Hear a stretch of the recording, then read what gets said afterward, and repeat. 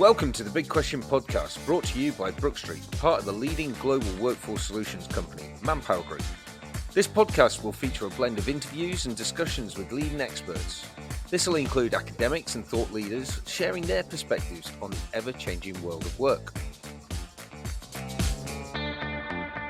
Hi there, everyone. Welcome once again to Brook Street's podcast, The Big Question. I'm your host, Rhys O'Leary. In today's episode, we will be looking at embracing the hybrid era, and our focus will be how to navigate work models in the evolving workspace.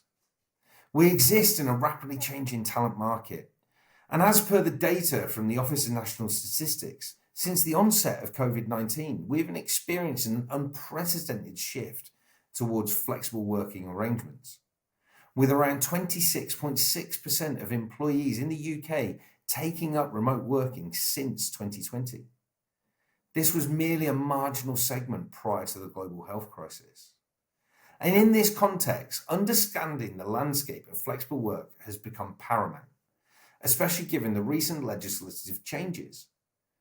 The government has recently detailed in a new policy to enhance employee rights by requesting flexible working arrangements. While many employers have adopted hybrid and home working models out of necessity, the time has come to critically evaluate whether these rights need further enhancement. This podcast will delve deeper into the implications of these changes. We will also aim to answer the question, are additional rights in flexible work necessary or beneficial? And our guest on the podcast knows a little bit about this subject. I would like to welcome Mike Cole, Partner, Business Services at Pennington Manches Cooper. Welcome, Mike. Tell our audience a little bit about yourself. Oh, thanks, Rhys. Thanks for having me. I've been an employment lawyer for 30 years and a partner at Pennington Manches Cooper.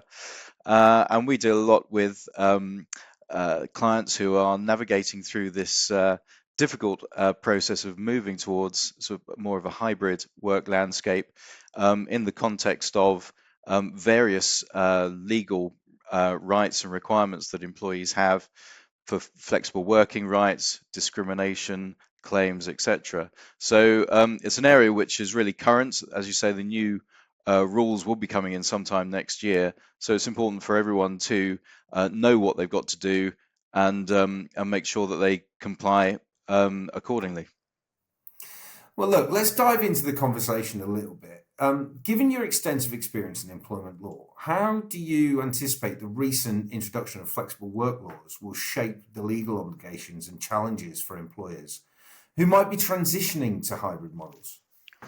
Yeah, well, obviously, hybrid working is of itself a type of flexible working, and we all had to move to a hybrid working model really during the pandemic. Some employers have continued on that vein. Others have required their employees to come back to work. But throughout this period, all employees have had the right to request to work flexibly under statutory rules that have been in place really since 2014. Those rights to request to work flexibly could be either working from home, changing to part-time work, job sharing, working on different days of the week, whatever it is that would help an employee to work easier. So hybrid working really is a sort of subset of the flexible working right that has been there all along. And as you say, the government has recently confirmed that flexible working rights will be extended, and those changes will come in next year. And the key one really that they're going to make that will change the landscape a little bit is the fact that employees will be able to request flexible working from day one of their employment. And that is a change. I mean, currently employees can request flexible working after 26 weeks of employment. And it could lead to a kind of slightly odd situations where employees have applied for a full-time role, for example, and then turn up on day one and say, well, actually, I'd like to work 3 days a week, please. And they would have the right to do it. Obviously, then an employer has to follow the statutory scheme, go through a process of discussion with the employee. And so these are all things that, despite a move to hybrid working, employers are still going to have to deal with. So in terms of hybrid working, it's not really going to make a huge amount of difference, because employees will be able to request a change at any time anyway. And the government is going to make that easier through these changes. So then sounds that there might be a couple of legal pitfalls or compliance issues that HR and talent acquisition professionals might need to keep a lookout for when actually implementing these new work policies. Yeah, absolutely. And I think, there are really two areas that everyone has to consider. One is the flexible working legislation. There's a statutory right, which, as we say, is being enhanced. And if employers get that wrong, an employee will have the right to bring a claim in an employment tribunal if the employer hasn't dealt with the request reasonably. Employer really has to sort of sit down with the employee, consider what their request is, how it could be implemented, and listen to the employee before they make a decision. This right to request flexible working and an ability of an employer to refuse it is actually not a particularly onerous obligation on the employer. The legislation makes it quite easy for an employer actually to say no, and the legislation sets out a number of different reasons that an employer can give when they are considering it and indeed refusing it. But that's not to say that they are, sort of entitled to refuse every time.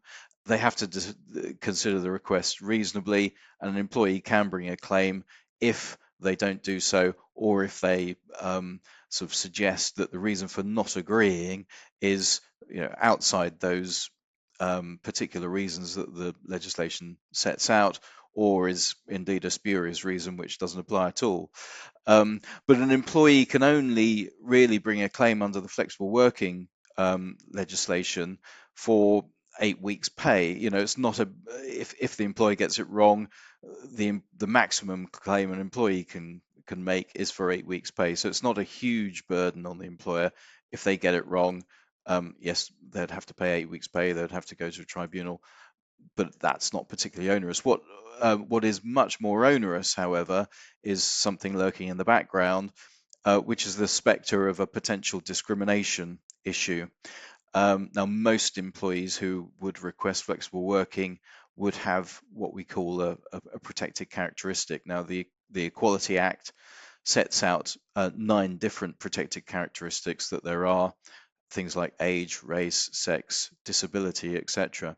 So if an employee is requesting flexible working because they have one of these protected characteristics, an employer really has to be very, very careful before they refuse it, because employees can then bring a claim for what we call direct discrimination, or perhaps more likely in these circumstances, something called indirect discrimination. Now, indirect discrimination occurs where an employer has a policy that they follow that has a disproportionate impact on a particular group of people that shares that protected characteristic. So, for example, women, or people of a certain age, or people with a disability. Now, if the policy has that disproportionate impact, and it affects that employee, and they're treated detrimentally as a result, then they can bring a claim of discrimination. So, I mean, the most obvious example here is a woman coming back from maternity leave who requests to work part-time. If an employer refuses that request without a good justification, then it could lead to a claim of discrimination. Now, similar to the flexible working regime, as I say, an employer can justify its decision to refuse, but really they need to be very careful to assess the request and be proportionate in their response. Their response has to be, or there has to be a legitimate aim that they are seeking to achieve, and the response has to be proportionate to achieve that aim. So, for example, if someone is requesting to work, say, 3 days a week, on a Monday, Tuesday, and Wednesday, but the busiest time in the office is a Friday to meet customer demand, an employer might well say, well, sorry, we can't accommodate that, and seek to justify it for that reason. Lots of other pitfalls involved as well with these sorts of requests. You've got situations where perhaps 2 or 3 employees in a small team may request to work flexibly at the same time. Who do you treat? How do you deal with that? Do you treat them all the same? Do you say no to all of them, or do you accept the first one that comes along? All sorts of issues that could come up in terms of industrial relations and thinking about it in terms of dealing with these legal requirements. And also employers need to be quite careful, I think, when particularly dealing with requests from disabled employees, because there is an additional right that the legislation affords to disabled employees, a right to request, um, uh, to make reasonable adjustments in order to enable them to work. Um, and so an employee requesting flexible working because they need a reasonable adjustment would need to be dealt with really outside the flexible working statutory regime, which only requires an employer to make a decision within 3 months or 2 months, as it's going to be in the future. Whereas someone making a request because they have a disability, you need to be dealing with it much quicker than that and assess it very carefully, perhaps with the need of the use of occupational health.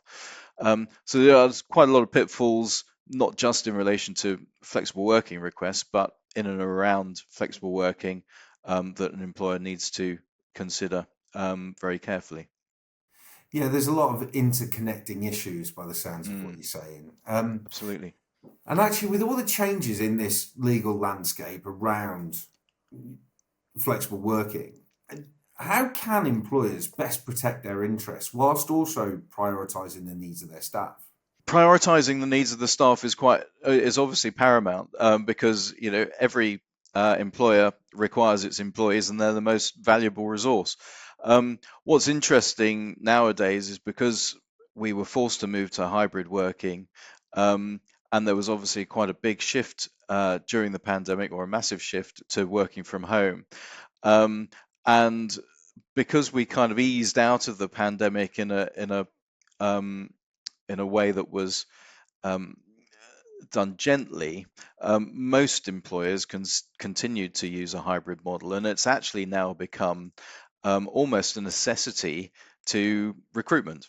There's been some recent CIPD research done, which basically shows that 83% of all employers have a hybrid model of some form. And so it's really prevalent. The interesting thing, though, is that certain employees who are working from home perhaps more than others do feel that they would be treated detrimentally compared to other colleagues who are actually in the workplace. So there is still a bit of a kind of clock watching culture that people perceive that if they're not seen in the office, that they are not seen as working, maybe shirking from home, and that is an issue.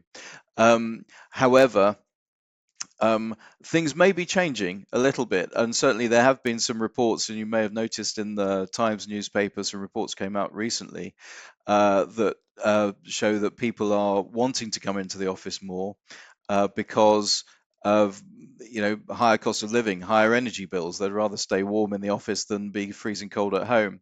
And apparently 21% of people said that free heating at work was encouraging them to come in to the office more. And so I think whilst it is a necessity for employers to be flexible and to provide working from home as part of their sort of overall talent acquisition proposal, actually of the flexibility that employees need is a paramount issue, and being able to choose is also important as well.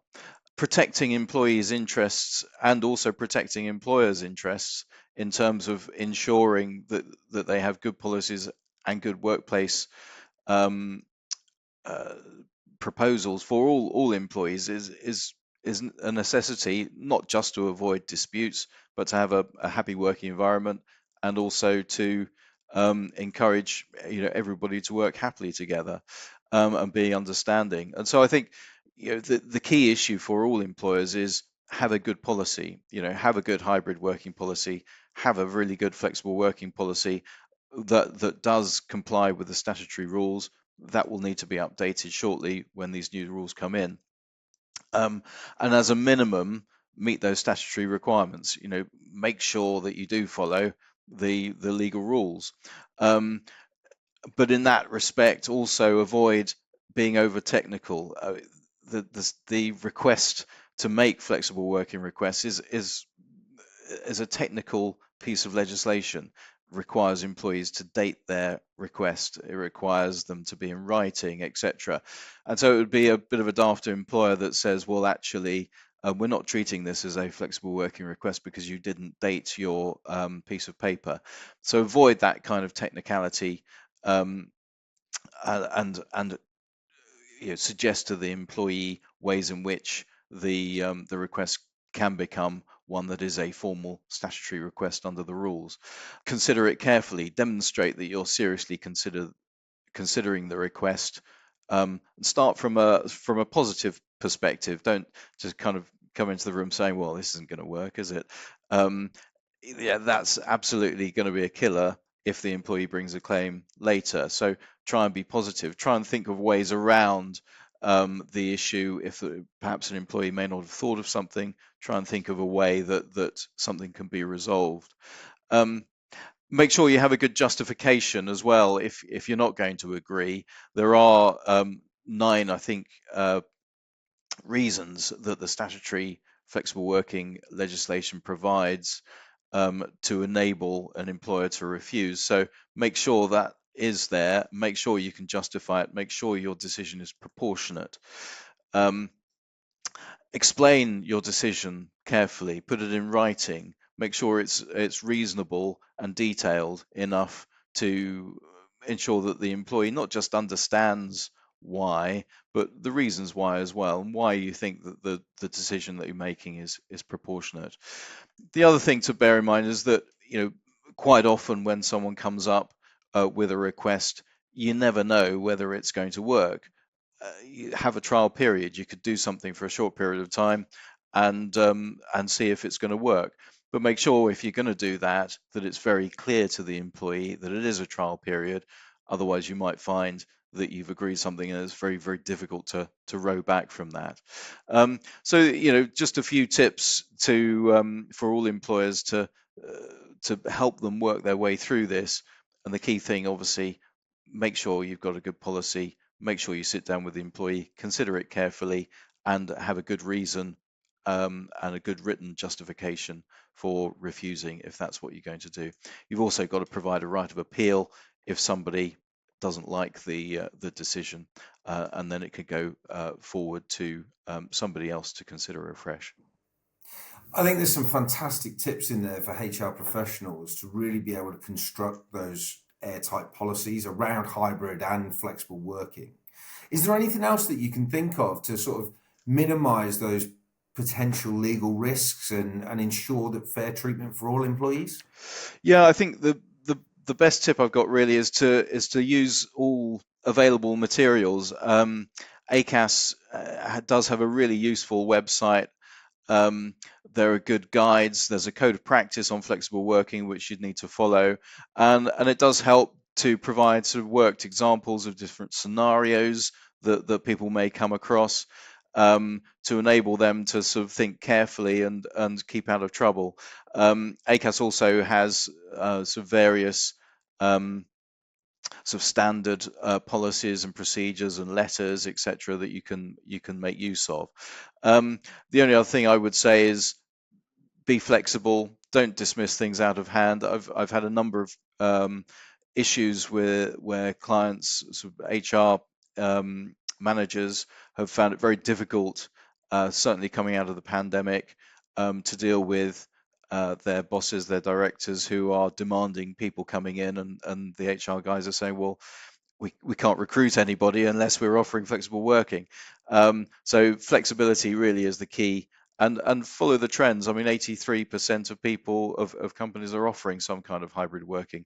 If you're not, well, you're gonna find it difficult to recruit. It's an important sort of issue now for all employers um, to look at, make use of, and ensure that they're fair in implementing it. Mike, it's been absolutely fascinating listening to you, and the conversation's been absolutely brilliant. I'm sure everyone has taken something away from our discussion. So a big thank you from me. Not at all. Thank you very much for having me. So that's it for this episode of the Big Question podcast. We'll catch you next time. You've been listening to the Big Question podcast, brought to you by Brook Street, part of the leading global workforce solutions company, Manpower Group. To find out more about how we can support your business and give you access to the best talent in the market, visit www.brookstreet.co.uk/employer-services.